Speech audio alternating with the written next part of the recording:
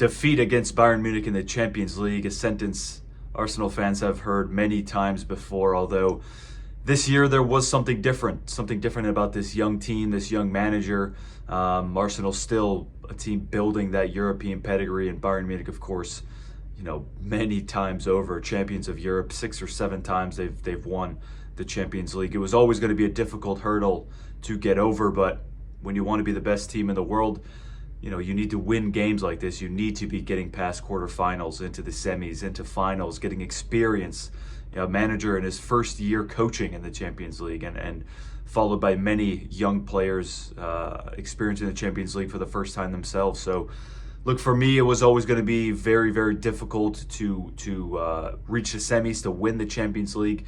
You want to be building this experience in these players, in this manager who at times can be stubborn with team selection, with substitutions, with strategy.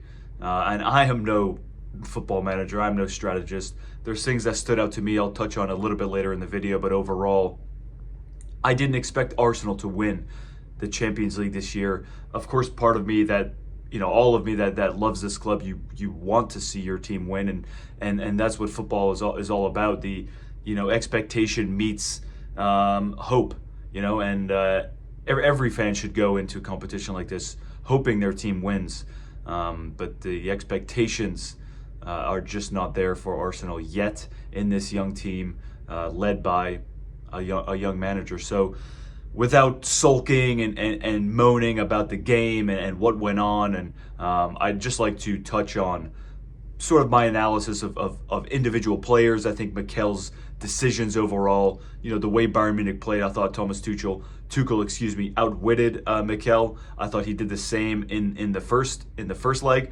And again, this is a very experienced manager. He's managed in obviously he's had success in England. He's had success in Germany as well, and of course just a couple years ago he's won the Champions League with Chelsea. So very, very difficult. Always going to be a difficult coach to come up against. Say what you want against their form in the league. They have just lost the league for the first time in 11 years. I wouldn't really put that on Thomas Tuchel himself. More so that Leverkusen team flourishing under Xabi Alonso. And again, I've heard people make the argument, well, that's his first season as a coach, and he's won the league as an invincible in Germany, and comparisons I think are totally fair.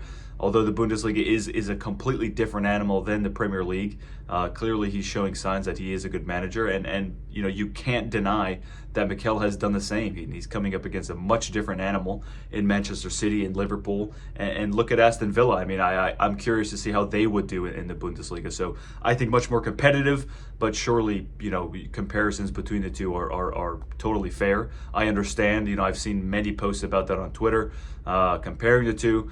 But I think it's a different animal. We'll see how Leverkusen do in the Champions League next season. And as I said at the beginning of this video, Arsenal's still a team, still a club that are building their European pedigree. One final in the history of this club, and we lost out to Barcelona all those years ago. So I'm trying not to repeat myself too much. So let me just work down the list of things I have. Talking about European pedigree and Bayern Munich, there's a different culture there, and I think JB Carragher was the one who touched on it. This is a club with players that feel like they deserve to be, challenging in the semis, getting past the quarterfinals.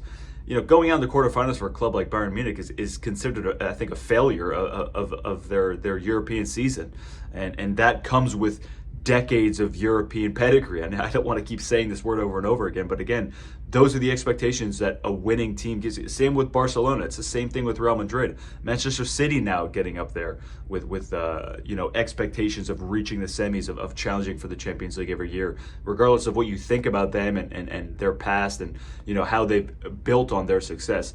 That is the expectations of them now, that they've won a European Cup. I think the Liverpool had the same standards. Manchester United standards have fallen, but these are the standards of European clubs fighting, for the next trophy, I suppose. So, even the Bayern Munich's youngest players feel like they belong at these stages of the Champions League. They have the experience, and that's not an excuse for Arsenal fans. I'm not looking to make excuses. I'm just reflecting on what I think was a pretty tame second leg from Arsenal. Things I think they could have done much better. We didn't really have any individual moments. I look at the performance Odegaard had against Aston Villa on the weekend. It's you see flashes of these brilliance from Odegaard, and I think again last night, as you would expect a captain of Arsenal, he was the best player on the pitch. Never gave up. Always running. Always trying to motivate different players. Looking for the ball. Always wants the ball. Never hides from anything. And again, he was brilliant last night. I think alongside William Saliba, two best players on the pitch. But again, we didn't have. When's the last time you saw a brilliant individual goal? Now, Saka's goal in the first leg was fantastic. Not exactly an individual goal, but the way he scored it was brilliant. And I will get on Saka a little bit later on this video. But you look at Henry, right, at the Bernabeu. You look at Cesc Fabregas's goal against AC Milan. Individual performances, 90% of the work done by an individual, a superstar goal. It seems like sometimes when you're watching the way we hold possession, even the first 5 minutes, Gabriel and Saliba passed the ball, I think, probably 200 times between themselves, without any motion, without any movement, and a midfield that was locked. And again, I think that's down to the Bayern Munich manager, maybe outwitting Arteta a bit. And of course, the game opened up later on. But overall, who's there to push us? Who's there to drive with the ball? Martinelli is locked down.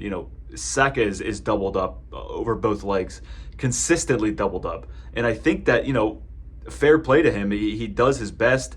Looks like he's maybe carrying an injury. I don't quite know. I'm not making excuses for him.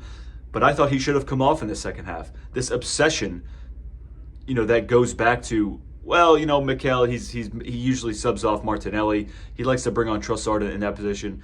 But Martinelli was having a far better game than Saka. I thought Saka was very, very poor last night. Whatever the reason is, there's no way Martinelli should have come off the pitch.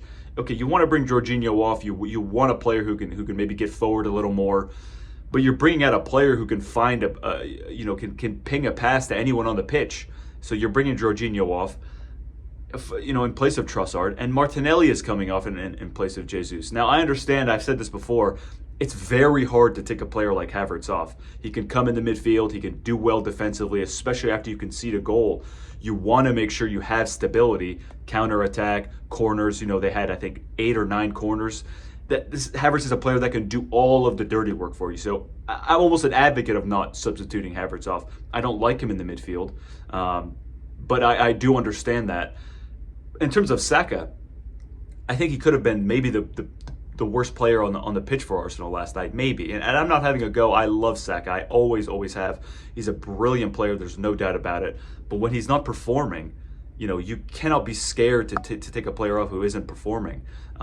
Now, he has a clutch factor to him, of course. I understand maybe why he was left on the pitch because of a reason like that, but it just wasn't working, and it just seemed like Mikel was going down his typical, habits of, Martinelli will come out, I usually make that substitution. We'll put Trossard in, we'll take Jorginho off, squeeze the midfield. The midfield, we could hardly get the ball in the midfield. Rice, wasn't himself. Couldn't really play his game, couldn't get on the ball as much. Usually a player who likes to drive forward, but couldn't do that as much either. Very, very restricted. And again, no Thomas Partey, no Fabio Vieira. 2 players who, again, can ping a ball to almost anyone on the pitch. And, against a Bayern Munich team that are coming back to defend for the rest of the game. We got 2 players on the pitch who are, some of our best passers. And yet Mikel, I don't know if he doesn't trust them or what the case may be. I'm sure he has his own game plan. I don't know anything about football managing. But when you look at a game like that, it seems to me like it was calling out for a long ball or for a player who can, beat 4 players with one ball. Now, Odegaard can do the same thing. But when you have players like Thomas Partey and Fabio Vieira on the pitch that aren't even used, Thomas Partey hasn't been used for the last 3 games, I think. And against Bayern Munich, again, one of your most senior players, experienced in the Premier League, he can't come on the pitch he can't play for 5 minutes. He can't get 10 minutes. It's not a question about fitness at this point. Maybe it's a question about whether or not Mikel trusts him. And I think it does, there is kind of a case of Mikel buying 3-4 players in the summer, ended up only trusting 1 or 2 of them. So I don't know if that's up to the player. I don't know if that has a lot to do with Mikel. I do still trust him. I mean, this whole Arteta out thing is a complete joke. Engagement farming. I don't know what to call it. I've been on Twitter very scarcely today, basically looking for pictures for a thumbnail.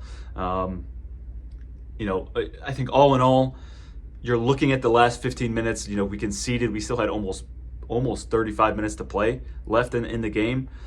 Last 10 minutes, you think about throw the kitchen sink. It looked like we threw the towel in. Still trying to walk the ball in the net. The quick free kick from Saka, I thought was okay. I thought maybe you could have taken a little more time. Again, you have Havertz, Tomiyasu, Saliba, Gabriel up there, the big targets. And then you look at the other side. Bayern Munich had 5 center backs on the pitch as well, and a goalkeeper who is, arguably one of the most comfortable goalkeepers in the world. When it comes to defending his 18-yard box. All in all, I'm disappointed, of course, to watch Arsenal go out, but it's progress. It's a team that's still learning, and there are plenty of promising signs from this manager and from this team. And now we focus on Wolves. 6 games left in the Premier League. Man City also knocked out yesterday, so that will give them plenty of motivation to want to win a trophy. They want to win it again, the Premier League, and be the first team to do it, to win it 4 times in a row. So, again, it comes down to hope and silly expectations that maybe the club you love can pull something special off. So I'm going to end it there. I have a couple more notes, but I'm not going to get too much into it. This video is almost 12 minutes long already. So guys, thank you very much for watching. If you made it this far, I do really appreciate it. Please don't be afraid to leave your comments down below. Let me know what you think about the game going forward, the Champions League next season, which you have to say at this point Arsenal will be qualified for. The Premier League, do we have a chance to win the Premier League this season behind Manchester City and Liverpool? Let me know your thoughts again, guys. Thanks very much for watching. I do really appreciate it, and I'll see you when I see you.